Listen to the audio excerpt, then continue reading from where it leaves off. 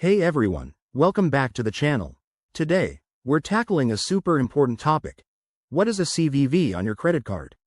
If you've ever shopped online or wondered about that mysterious 3-digit number on the back of your card, you're in the right place. Let's break it down step by step. First off, CVV stands for Card Verification Value. It's a security feature designed to protect you from fraud during transactions. For most cards like Visa, MasterCard, or Discover, it's those 3 digits printed on the signature strip on the back of your card. If you have an American Express card, it's a bit different, it's 4 digits on the front. So, why does it exist? The CVV adds an extra layer of verification. When you make a purchase online or over the phone, merchants use it to confirm that you physically have the card in front of you.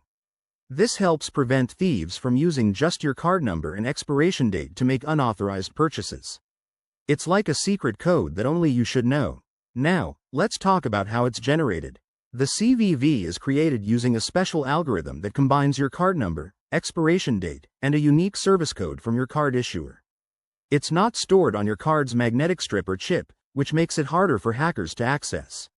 But remember, once you use it for a transaction, it's best not to write it down or share it casually. Looking ahead to 2025, with advancements in technology, we might see even more secure versions of CVV, like dynamic codes that change with each use. This could make online shopping safer than ever. However, for now, treating your CVV as confidential is key to avoiding scams. In summary, the CVV is your credit card's built-in bodyguard against fraud.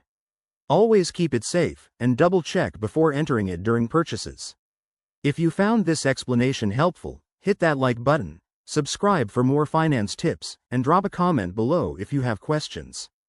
Thanks for watching, and stay secure out there.